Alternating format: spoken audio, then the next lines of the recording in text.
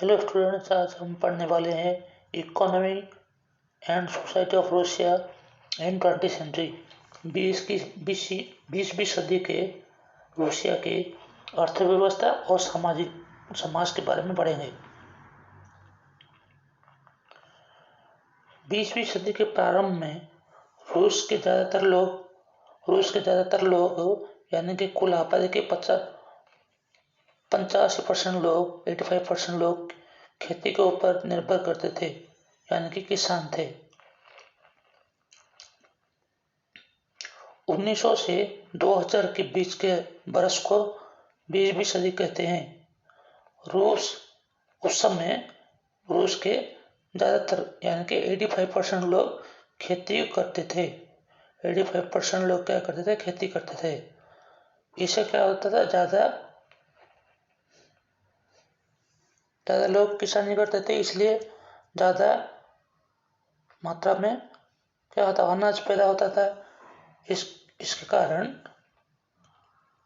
रूस अनाज का एक बड़ा निर्यातक था।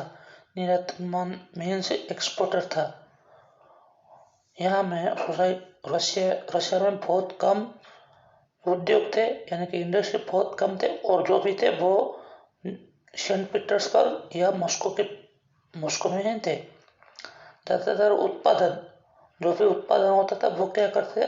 कारीगर द्वारा हाथों में तैयार होता था। कारीगर यानी कि आर्टिसान। बहुत सारे कारखाने 1890 में जब रूस में रेलवे का विकास हुआ, तभी ज़्यादातर कारखाने का विस्तार हुआ और विदेशी निवेश भी रूस में आने लगा।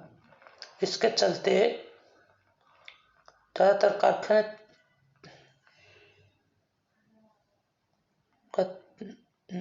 कारखाने 1890 में आया।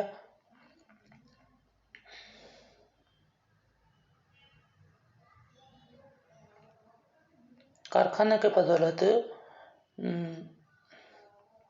कोयले का उत्पादन 2 गुना और स्टील का उत्पादन 4 गुना बढ़ गया था। चलो फिर से देखते हैं। 20वीं सदी रूसिया में ज़्यादातर लोग क्या करते थे? खेती के ऊपर डिपेंड करते थे। 85% लोग खेती करते थे।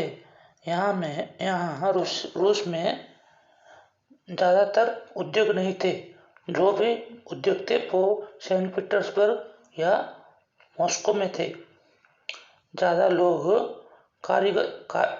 जो उत्पादन होता था वो कारीगर के हाथों में तैयार होकर उत्पन्न होता था। और ज़्यादातर कारीगर जो उत्पादन करते थे वो कारीगर ही उत्पादन करते थे। 1890 में जब रेलवे का विकास हुआ रूस में, तब कारखाना आया, बहुत सारे कारखाना आया, और उसके चलते विदेशी निवेश, जो इसे कहते हैं FDI, फॉरेन डायरेक्ट इन्वेस्टमेंट, विदेश पूंजी भी रूस में आया, जिसके चलते कोयला का उत्पादन 2 गुना और स्टील का उत्पादन 4 गुना बढ़ गया था। कारीगरों की इकाई और वर्कशॉप, कारीगर का उनमें काम करने की श्रमिकों की मजदूर की टाइम कितना था? 12 से 15 घंटा तक था, और कारखाना में 12 घंटा, 10 से 12 घंटा काम करते थे मजदूर।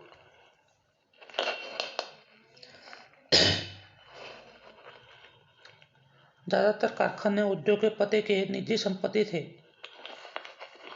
कारखाने क्या थे? निजी संपत्ति, यानी कि प्राइवेट प्रॉपर्टी थे।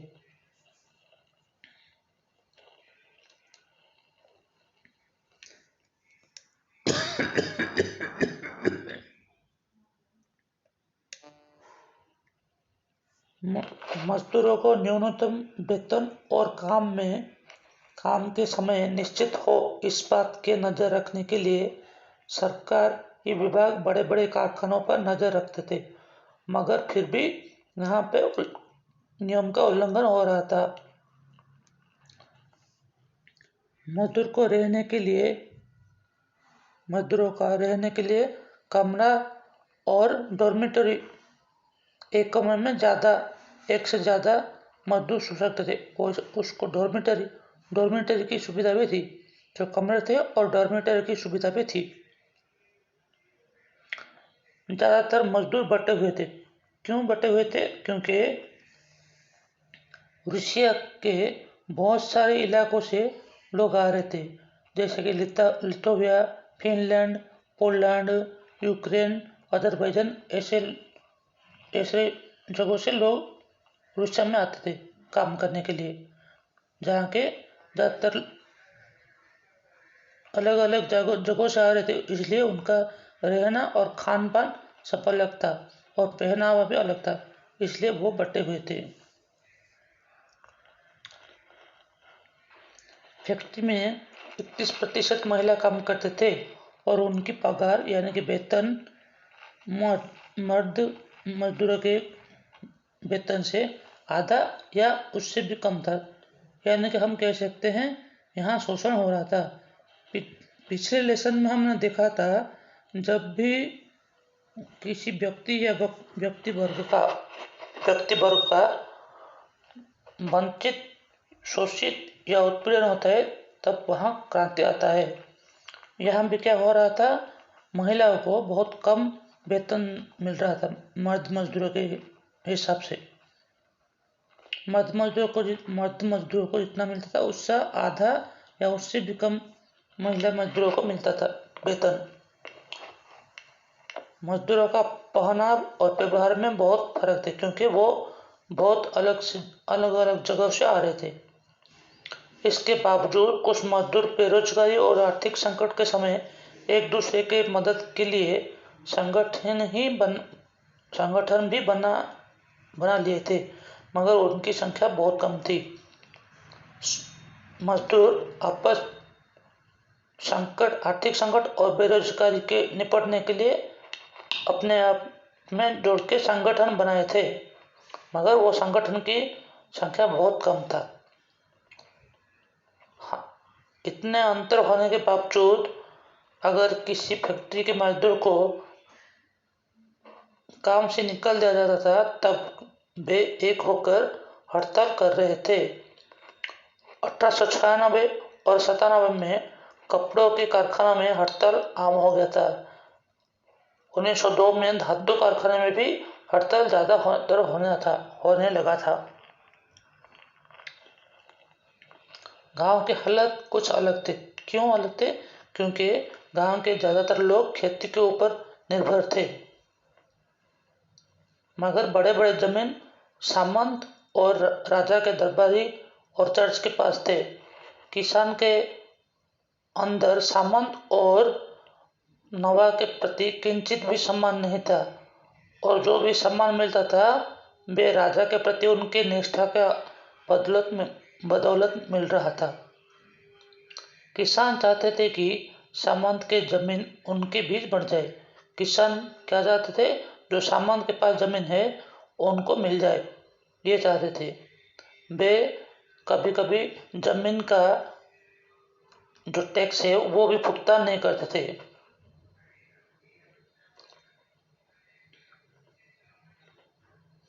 कहाँ कहाँ किसान सामंतों की हत्या तक करते थे। कई कई क्षेत्रों में किसान अपने सामंतों की इंग्लिश में फ्यूडल लॉर्ड कहते हैं, सामंतों को हत्या कर देते। 1902 आते आते ये बात साधारण सी हो गया था। रूस के किसान पूरे यूरोप से अलग थे, क्योंकि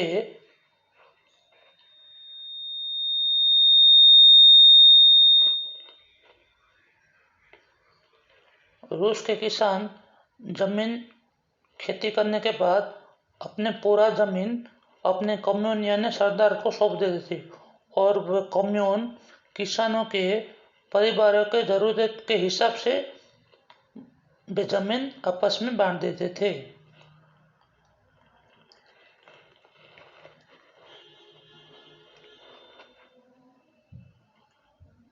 पहले लेक्चर में हम देखे थे यूरोप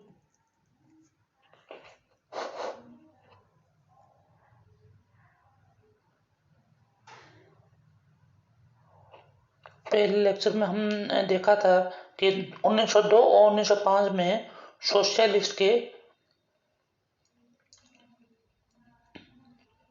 कई सारे संगठन बन गए थे, मगर कोई भी सोशलिस्ट सत्ता पर काबिज नहीं होता, यानी कि कोई भी सोशलिस्ट पार्टी सरकार बना नहीं पाया था 1914 तक। मगर रूस में इसका उलट हुआ था।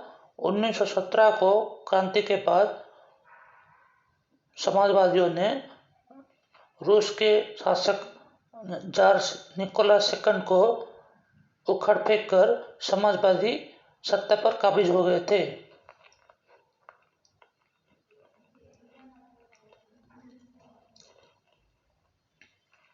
उन्नीस सौ 14 से पहले रूस सभी राजनीतिक पार्टियों को गैरकानूनी था और उन पर प्रतिबंध था, मगर कार्ल मार्क्स को मानने वाले समाजवादी 1898 को रूसियन सोशलिस्ट वर्कर पार्टी बना लिए थे।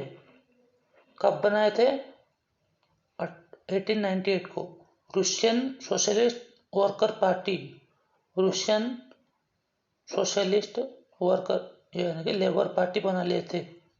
Russian socialist labour party RSLP, Russian socialist labour party बना लिए थे। किसानों के उग्र प्रदर्शन से कुछ रूसी समाजवादी का ये मानना था कि समाजवादी क्रांति का नायक किसान ही बनेंगे। 19वीं सदी के आखिरी में गांव में समाजवादी विचारधारा पूरा फैल चुका था। 1900 में किसानों ने सोशल रेवोल्यूशनरी पार्टी का गठन किया और ये संगठन किसान के लिए संघर्ष किया। कब बना सोशल रेवोल्यूशनरी पार्टी? साल 1900 को किसानों ने एक पार्टी बनाया, उसका नाम था सोशलिस्ट रेवोल्यूशनरी पार्टी। ये पार्टी किसानों के लिए संघर्ष कर रहे थे। इनका मांग क्या था? इनका मांग था कि जो भी जमीन सामंतों ने कब्जा करके रखा हुआ है, उन सामंतों से छुड़वा के किसानों में बांटा जाए।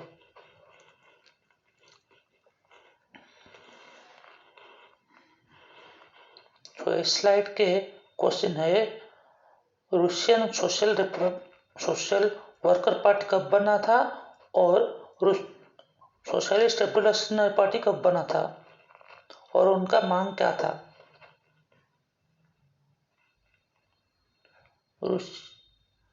सोशलिस्ट रिवोल्यूशनरी पार्टी का विचार सोशल डेमोक्रेटिक पार्टी से अलग था। सोशल डेमोक्रेटिक पार्टी के लोग सोशल रेवोल्यूशनरी पार्टी के मत से संतुष्ट नहीं थे। लेनिन का मानना था कि किसान में एकजुटता नहीं था और वे बंटे हुए थे। ऐसा क्यों मानना था? क्योंकि कोई किसान अपने खेत में काम करता था, कोई किसान मजदूर के हिसाब से दूसरे खेतों में काम करता था, कोई बहुत ज़्यादा अमीर था और कोई गरीब था, इसलिए वो बंटे हुए थे, उनके बीच एकजुटता नहीं थी, इसलिए वो क्रांति नहीं ला पाएंगे। ये लेनिन का सोचना था। लेनिन किस पार्टी के थे? Bolshevik party. रूसिया में दो पार्टी था, एक था बोल्शेविक और एक था मेंशेविक।